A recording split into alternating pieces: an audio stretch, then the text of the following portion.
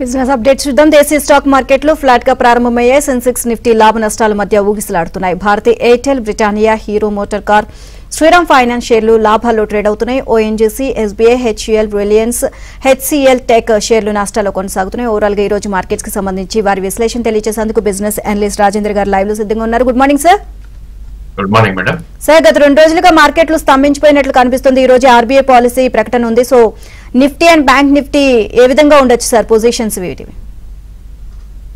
Nifty totally consolidation mode లోకి రావడం చూసామండి. సో ఆల్రెడీ మన అందరికి తెలిసిందే 22,800 నుంచి 23,800 పాయింట్స్ పెరిగినాక లాస్ట్ 3 days గా ఒక స్వల్ప రియాక్షన్ డౌన్ సైడ్ వస్తుంది చూస్తున్నాం. బట్ అగైన్ గుడ్ థింగ్ ఏంటంటే 23,222 ఏదైతే 5-day లో ఉందో అది ఒక మేజర్ సపోర్ట్ గా ఇప్పుడు యాక్ట్ చేసే ఛాన్స్ ఉంటుంది. అఫ్ కోర్స్ 1000 పాయింట్స్ పెరిగినాక 30%, 40% రిట్రేస్మెంట్ ఇస్ కామన్ కాబట్టి ప్రాబ్లీ నిఫ్టీ ఇంకొంచెం కన్సాలిడేషన్ లే ఛాన్సెస్ ఉంటుంది. సో ప్లేయర్స్ అందరూ కూడా ఒక బ్రేక్అవుట్ కోసం వెయిట్ చేస్తారు. ఇన్ కేస్ 23,850 పైన క్లోజ్ అయింది అంటే కనుక ఇంకో 400 పాయింట్స్ అప్ మూవ్ వెళ్ళే ఛాన్సెస్ ఉంటుంది. అండ్ 23,200 కింద క్లోజ్ అయిందంటే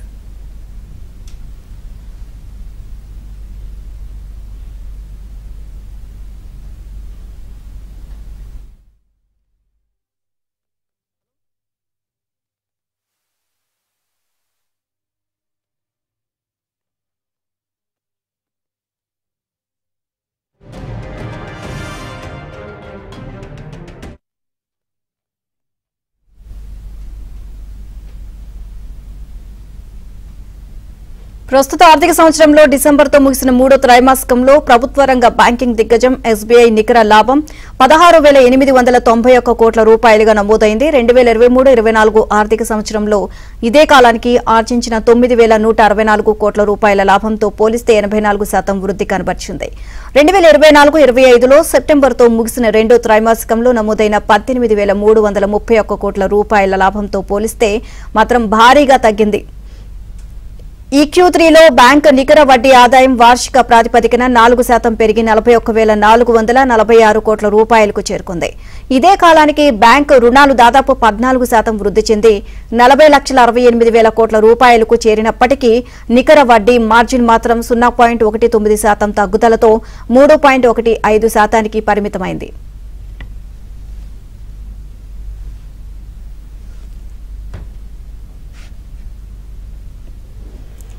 డిసెంబర్తో ముగిసిన త్రైమాసికంలో బ్యాంక్ డిపాజిట్లు 9.81% వృద్ధితో 52,03,000 కోట్ల రూపాయలకు పెరిగాయి.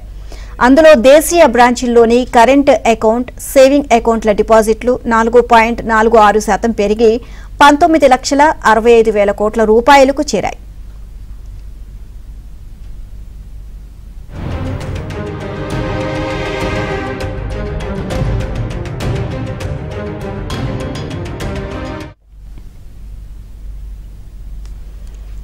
ఆస్తుల నాణ్యత విషయానికి వస్తే డిసెంబర్ చివరి నాటికి బ్యాంకు మొండి బకాయిలు లేదా స్థూల నిరర్ధక ఆస్తులు 2.07% తగ్గాయి. నికర ఎన్పీఏలు 0.53% జారుకున్నాయి. ఈ Q3లో కొత్త 3,823 కోట్ల రూపాయలు రుణాలు మొండి పద్ధతులుగా మారాయి అని బ్యాంకు తెలియజేసింది.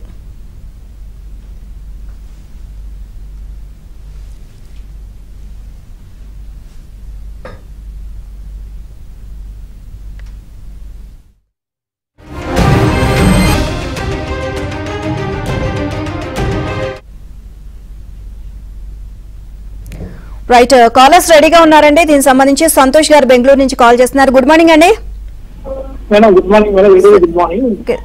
ఐటీసీ, జియో ఫైనాన్స్ ఉన్నాయి. ఐటీసీ 10%, జియో ఫైనాన్స్ 20% లాస్ ఉన్నాను. ఇప్పుడు యాడ్ చేసుకోవచ్చా? Basically I think ITC you can definitely hold అండి. ఇక్కడ యాడ్ అయితే డెఫినెట్ గా వద్దనే చెప్తాను. And Jio finance probably I think November లో ఎప్పుడైతే ఇది F&O లోకి రావటం చూసామో అది టోటలీ డెంట్ అవుతుంది స్టాక్. సో 394 లాస్ట్ ఇయర్ ఏప్రిల్లో high వెలియన్ stock continuously down trend వస్తూ ప్రాబ్లీ అది లిస్టింగ్ ప్రైస్ ఏదైతే ఉందో ఆ లెవెల్కి వచ్చే ప్రయత్నం చేస్తుంది. సో ఇక్కడైతే యాడ్ చేయమని సజెస్ట్ చేయము, ఎందుకంటే ఫాలోయింగ్ స్పోర్ట్ ని క్యాచ్ చేసినట్టు అవుతుంది. బట్ అగైన్ ఆల్ టైమ్ లో ఏదైతే ఉందో 202 just about 20% away from current market price ఉంది కాబట్టి ఇన్ఫాక్ట్ మొన్నటి స్వింగ్ లో కూడా 230 దాకా కూడా రావటం చూసాం. సో ఇన్ కేస్ మీరు 2-3 years టైం ఫ్రేమ్ కి కొనాలి అనుకుంటే కనుక ఒక ఎస్ఐపి మోడ్ లో అప్ టు 200 యాడ్ చేయమని సజెస్ట్ చేస్తాను. బట్ యాక్చువల్లీ ఐ థింక్ 20% పడింది కదా అనుకుంటాం, it's not a good idea ఈ స్టేజ్ లో, ఎందుకంటే వీ డోంట్ నో ఇంకా ఎక్కడ దాకా కిందకు వస్తుందో ప్రైస్. అండ్ స్టాక్ కి స్ట్రెంత్ వచ్చినా కొంటాం, it's a good idea again. So Jio finance 280 దాటితే దానిలో స్ట్రెంత్ వస్తుంది, మేబీ అప్పుడు 340 దాకా అప్ సైడ్ వెళ్ళే ఛాన్స్ ఉంటుంది. ఎప్పుడు కూడా స్ట్రెంత్ వచ్చినప్పుడు కొంటే అడ్వాంటేజ్ మన సైడ్ ఉంటుంది కాబట్టి 280 అబోవ్ కొనమని సజెస్ట్ చేస్తాను. Or maybe SIP up to 200 for the next 2 to 3 years మీరు జియోలో, రిలయన్స్ జియోలో ఇన్వెస్ట్ చేయొచ్చు. రైట్, నెక్స్ట్ కాలర్ రాధా గారు విజయవాడ నుంచి కాల్ చేస్తున్నారు. గుడ్ మార్నింగ్ అండి. గుడ్ మార్నింగ్ అండి. నేను చెప్పండి మీ సందేహం, డౌట్ ఏంటి? ఓకే అండి, నాది Mazagon ship stock and Cochin shipyard లో ఏది బెస్ట్ అంటారు అండ్ ఎంట్రీ లెవెల్స్ ఏంటో చెప్పగలరా? సో ఐ థింక్ మీరు అడిగిన 2 నేమ్స్ లో మేబీ టెక్నికల్లీ చూస్తే Mazagon dock is better idea అండి, ఎందుకంటే Cochin shipyard multi month lows కింద ట్రేడ్ అవుతుంది అండ్ ఇంకా వీక్నెస్ అనేది ఎగ్జిబిట్ చేస్తుంది. And second thing Mazdock dock about 200 day moving averages still trade అవుతుంది. బట్ దీనిలో మనం చూడాల్సింది ఏంటి అంటే కనుక 2930 ఏదైతే ఆల్ టైమ్ హై ఉందో దాని తర్వాత it's consolidating between 1920 and maybe 2500 మధ్యలో కన్సాలిడేట్ అవుతుంది. సో మీ క్వశ్చన్ కి ఆన్సర్ ఎక్కడ కొనాలి అంటే కనుక ఫస్ట్ ఎంట్రీ పాయింట్ డెఫినెట్లీ 2031 దగ్గర ఉంటుంది, ఎందుకంటే అది 200 day moving average, generally long term players అందరూ కూడా కొనే ప్రయత్నం చేస్తారు. ప్రాబ్లీ దాని తర్వాత 1925 అనేది ఒక స్వింగ్ లో సపోర్ట్ ఉంటుంది. సో 2036 నుంచి 1925 వరకు Mazagon dock maybe 1 year time frame తో డెఫినెట్లీ ఎంట్రీ పాయింట్ అయితే ఉందండి. రైట్, థ్యాంక్ యూ అండి. నెక్స్ట్ కాలర్ మహేష్ గారు కరీంనగర్ నుంచి కాల్ చేస్తున్నారు. గుడ్ మార్నింగ్ అండి. Good morning madam. అడగండి మీ డౌట్ ఏంటో. తేజస్ నెట్వర్క్ సార్ 1220లో ఒక 200 షేర్స్ ఉన్నాయి సార్, మరి ఆల్రెడీ ఇప్పుడు వరెస్ట్ అయిపోయిందా సార్? ఇప్పుడు ఈ రేట్ లో గిట్ట యావరేజ్ చేయమంటారా, ఇంకా హోల్డ్ చేయమంటారా, కంటిన్యూ చేయమంటారా సార్? వరస్ట్ అయిపోయిందని అయితే చెప్పలేమండి, ఎందుకంటే తేజస్ నెట్వర్క్ మనకి ర్యాలీ ఎక్కడి నుంచి స్టార్ట్ అయింది చూడాలి. సో మనందరం కూడా 1400 నుంచి 1100 కరెక్ట్ అయిందని చాలా మంది కొని ఉంటారు. కరెంట్లీ 867 ఉంది. బేసికలీ దీని ర్యాలీ అనేది 651 దగ్గర స్టార్ట్ అయింది. సో లాస్ట్ ఇయర్ మార్చ్ లో, అంటే ఇంకా 1 year కూడా అవ్వలేదు. సో 630 నుంచి విత్ ఇన్ 4 months 1495 దాకా వెళ్ళటం చేసాం. అక్కడి నుంచి ఒక కరెక్షన్ మోడ్ లో ఉంది. ఇన్ఫాక్ట్ ఇది ఎప్పుడైతే 1000 కట్ అయిందో ఒక బ్రేక్ డౌన్ చార్ట్ గా మనం పరిగణిస్తాం. సో దీనికి నెక్స్ట్ మీనింగ్ఫుల్ సపోర్ట్ అనేది అరౌండ్ 730, 740 దగ్గరే ఉందండి. సో లాస్ట్ మంత్ లో కూడా 822 దాకా రావటం చేసాం. I think you should go through more pain actually, ఎందుకంటే most of the defence names ఏవైతే ఉన్నాయో అవన్నీ కూడా కరెక్షన్ గురవుతున్నాయి. అండ్ ప్రీవియస్ లెవెల్స్ రావాలంటే it will take more time. But again మీరు 1000 లో కొన్నారు కాబట్టి 40% ఆల్ టైమ్ హై కింద కొన్నారు కాబట్టి నా సజెషన్ అయితే ఇన్ కేస్ ఇది 650, 700 లెవెల్ వస్తే కనుక యావరేజ్ చేయమని సజెస్ట్ చేస్తాను. ఫర్ నౌ ఉన్న పొజిషన్ అయితే హోల్డ్ చేయమని నా అడ్వైస్ అండి. Next caller Narayana garu call చేస్తున్నారు. గుడ్ మార్నింగ్ అండి. గుడ్ మార్నింగ్ నారాయణ గారు మీ డౌట్ ఏంటో అడగండి, సార్ ఉన్నారు. మెరీన్ ఎలక్ట్రానిక్స్ ఈ రేట్ లో బై చేయొచ్చా? ఏదండి? Marine Electronics. Marine Electronics so అంత నోన్ నేమ్ అయితే కాదండి ఇది. సో ప్రాబ్లీ ఐ థింక్ మీకు రిస్కీ ట్రేడర్ ఆర్ ఇన్వెస్టర్ అయితే కనుక you should try to buy, otherwise ఇలాంటి stocks I think they come and go. So avoid చేయమనే నా సజెషన్. ఇలాంటి stocks I think you should avoid, especially ఇలాంటి kind of market. ఒకవేళ మీకు electronic names and defence names లో ఉండాలంటే కనుక BEML, BEL అండ్ స్టాక్స్ లో probably I think you should invest అని నా సజెషన్. రైట్, ఆనంద్ గారు కాల్ చేస్తున్నారండి. ఆనంద్ గారు గుడ్ మార్నింగ్ అండి. హలో. ఫ్యాన్ సార్, మీరు వచ్చే లెవెల్స్ కి నేను చాలా పెద్ద ఫ్యాన్ సార్. హలో చెప్పండి సార్. రాజేందర్ సార్, నేను ONGC ఫ్యూచర్స్ ని ఏప్రిల్ తీసుకున్నాను సార్ 260 రూపీస్ లో. సార్ ఇంకో డౌట్ సార్, నా దగ్గర traction technology and Menon bearings 2 ఉన్నాయి సార్.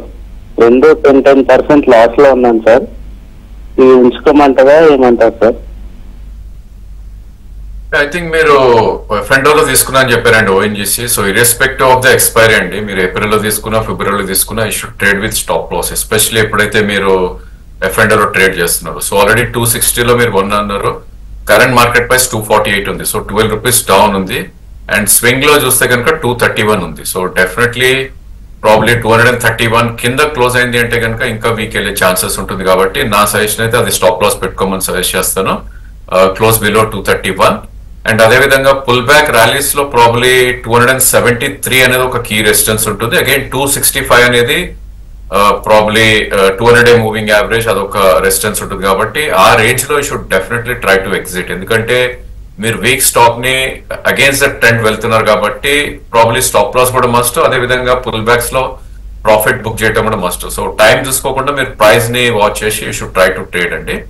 అండ్ మినన్ బేరింగ్ మీరు 10% లాస్ అన్నారు. I think most of the mid caps top నుంచి చూస్తే కనుక ఆల్మోస్ట్ 30-40% కరెక్ట్ అయ్యి మీరు ఒక మధ్యలో ఎంట్రీ పాయింట్ తీసుకున్నట్టు కనపడుతుంది. సో ఒక లోవర్ బాటమ్ ఫార్మేషన్ అయితే జరిగిందండి 103. సో నా ఉద్దేశంలో దీనికి రెసిస్టెన్స్ అనేది 123 నుంచి 132 మధ్యలో ఉండే ఛాన్సెస్ ఉంటుంది. సో అలాంటి ప్రైస్ వచ్చింది అంటే కనుక should definitely try to exit. And ఉన్న ఎగ్జిస్టింగ్ పొజిషన్ కూడా మీరు 100 కింద క్లోజింగ్ బేసిస్ స్టాప్ లాస్ పెడితే ఇట్స్ గుడ్ అని నా అడ్వైజ్ అండి. ఇన్ కేస్ మీరు లాంగ్ టర్మ్ ఇన్వెస్టర్ అయితే probably I think you can hold all. So 131 దాటితేనే ఇది అగైన్ కంఫర్ట్ జోన్ లోకి వెళ్తుంది Menon bearing.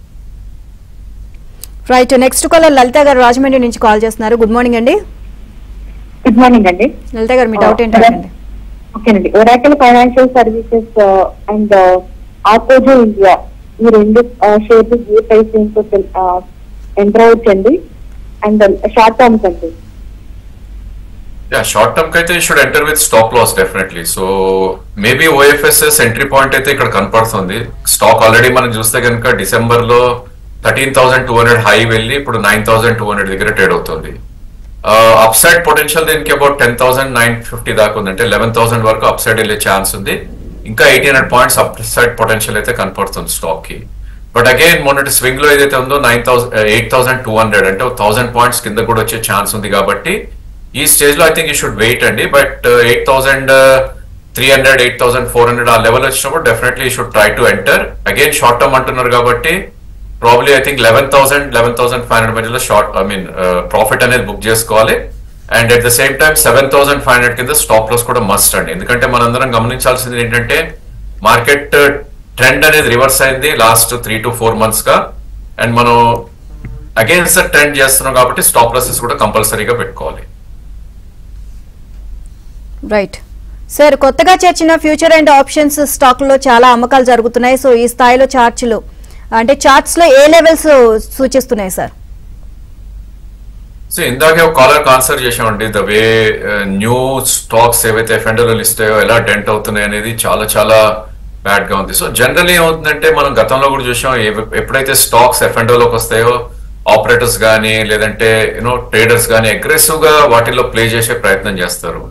And last 1.5 year గా ఏ రేంజ్ లో పెరిగారో పెరిగే ఆ స్టాక్స్ అన్ని మనకు తెలుసు. ఫర్ ఎగ్జాంపుల్ ఎన్సిసి మనకి నవంబర్ లో చూస్తే కనుక ఆల్మోస్ట్ ఈ స్టాక్ అరౌండ్ 300+ ఉన్న స్టాక్ ఇది. సో 300 నుంచి స్ట్రైట్ అవే 200 అంటే almost 30% with in 1 month 1.5 month పడిపోవటం చూసాం.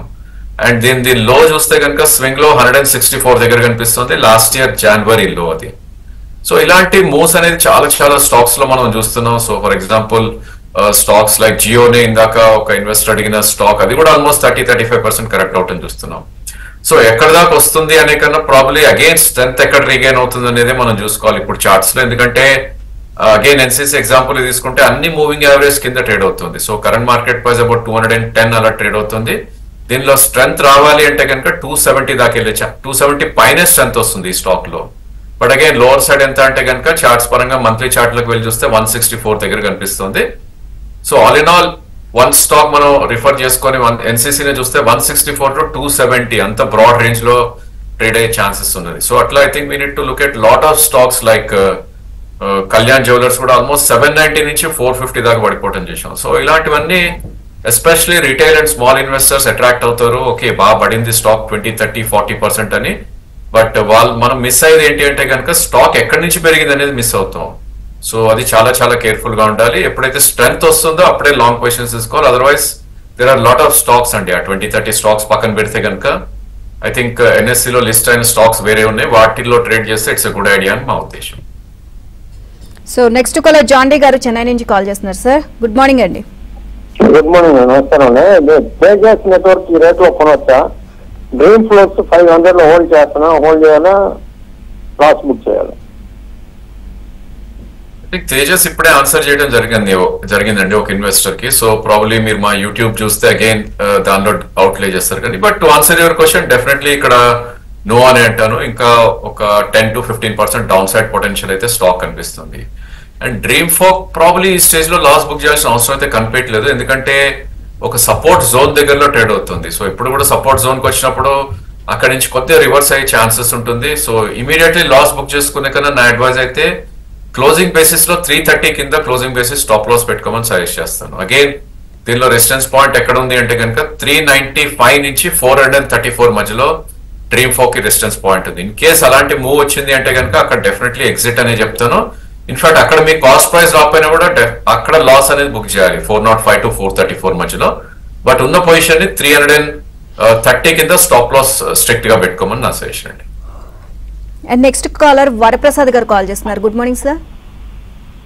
Good morning madam. Good morning doctor. This first time మీతో మాట్లాడదాం. నేను 3 స్టాక్స్ గురించి తెలుసుకోవాలనుకుంటున్నాను. ఒకటి సంవర్ధన్ మదర్సన్ ఇంటర్నేషనల్ నాకు 170లో ఉన్నాయి సార్. అది ఇప్పుడు హోల్డ్ చేయాలి, ఎగ్జిట్ చేయాలా?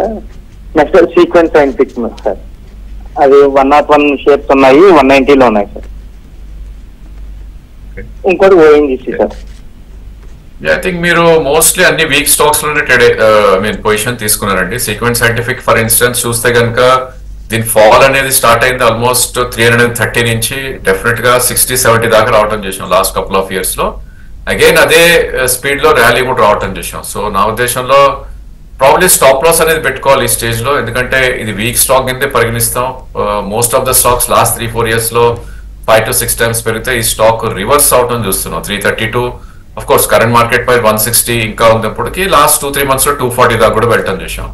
సో మీ ఎంట్రీ పాయింట్ ఈస్ గుడ్, 190లో కొన్నారు కాబట్టి హోల్డ్ చేయమని సజెస్ట్ చేస్తాను. బట్ క్లోజింగ్ బేసిస్ లో నా ఉద్దేశంలో 140 కింద స్టాప్ లాస్ అనేది కంపల్సరీగా పెట్టుకోవాలి. అంటే ఇక్కడ నుంచి ఒక 20 రూపీస్ కింద క్లోజ్ అవుతే కనుక స్టాప్ లాస్ పెట్టాలి. అండ్ దీనిలో స్ట్రెంత్ రావాలంటే 172 పైన క్లోజ్ అవుతేనే ప్రాబ్లీ స్ట్రెంత్ వచ్చే ఛాన్సెస్ ఉంటుంది. సో అక్కడ వరకు వెయిట్ చేసి మేబీ ప్రాఫిట్ బుకింగ్ అనేది 211 నుంచి 230 మధ్యలో ప్రాఫిట్ బుకింగ్ కూడా అడ్వైస్ చేస్తానండి సీక్వెంట్ లో. అండ్ ఓఎన్జీసీ సేమ్ ఇందాక ఒక ఇన్వెస్టర్ ఆన్సర్ చేసినట్టే మేబీ 230 కింద క్లోజింగ్ బేసిస్ ఆర్ ఒక 5 రూపీస్ 225 కింద క్లోజింగ్ బేసిస్ స్టాప్ లాస్ పెట్టుకుంటే it's a good idea. And probably దీనికి అప్పర్ సైడ్ 270 నుంచి 290 వరకు సప్లై జోన్ అంటాం మనం, ఆ జోన్ లో ఎగ్జిట్ అనే నా suggestion. Right, next caller Ashok Kumar garu Bengaluru నుంచి కాల్ చేస్తున్నారు. గుడ్ మార్నింగ్ అండి. Good morning madam. మీ డౌట్ ఏంటో అడగండి. Madam, Engineers India, BHCL and JK Tyres అవన్నీ స్టాక్స్ మా దగ్గర ఉన్నాయి. ఎంతవరకు హోల్డ్ చేయొచ్చు, ఏంటి పరిస్థితి? PNB, Canara bank. ప్రాబ్లమ్ మీరు చూస్ చేసుకున్న స్టాక్ లో engineers and BHEL is a probably PSU names అండి. సో నా ఉద్దేశంలో బిహెచ్ఎల్ ఇంకా కొద్దిగా కన్సాలిడేషన్ అయ్యే ఛాన్సెస్ ఎక్కువ కనిపిస్తుంది. దో స్టాక్ ఆల్రెడీ 335 నుంచి 200 దాకా కరెక్ట్ అవటం చేసాం. దీనిలో ఒక మంచి సపోర్ట్ పాయింట్ అనేది 165 దగ్గర కనిపిస్తుంది. ఇన్ఫాక్ట్ లాస్ట్ మంత్ లో కూడా 184 దాకా రావటం చేసాం. మేబీ 165 ఆ లెవెల్ వస్తే కనుక మీరు లాంగ్ టర్మ్ ఇన్వెస్టర్ అయితే I think you should try to average. ఒకవేళ ట్రేడింగ్ బెట్ కింద తీసుకొని ఉంటే కనుక 160 కింద స్టాప్ లాస్ కూడా మస్ట్ అని చెప్తాం. అండ్ 239 ఇది క్రాస్ అయింది అంటే కనుక సేఫ్ జోన్ లోకి వెళ్తుంది. అక్కడి నుంచి పుల్ బ్యాక్ ర్యాలీ స్టార్ట్ అయ్యే ఛాన్సెస్ ఎక్కువ కనిపిస్తుంది. సో జేకే టైర్ కూడా సిమిలర్ స్టోరీ అండి. సో ఫాలోయింగ్ మార్కెట్ ప్రాబ్లీ ఇది అగైన్ 553 నుంచి 309 లాస్ట్ 1 year లోనే కిందకి రావడం చేసాం. దీనికి మేజర్ సపోర్ట్ అనేది ఓన్లీ 246 దగ్గరే కనపడుతుంది. సో జేకే టైర్ మేబీ 246 నుంచి 383 మధ్యలో next couple of quarters trade అయ్యే ఛాన్స్ ఉంది. Lower end of the range వచ్చినప్పుడు ప్రాబ్లీ 275 ఆర్ 250 ఆ రేంజ్ వస్తే కనుక you should try to buy. Otherwise 390, 400 వస్తే కనుక you should try to cell. అంతకుమించి జేకే టైర్స్ లో పెద్ద ట్రేడ్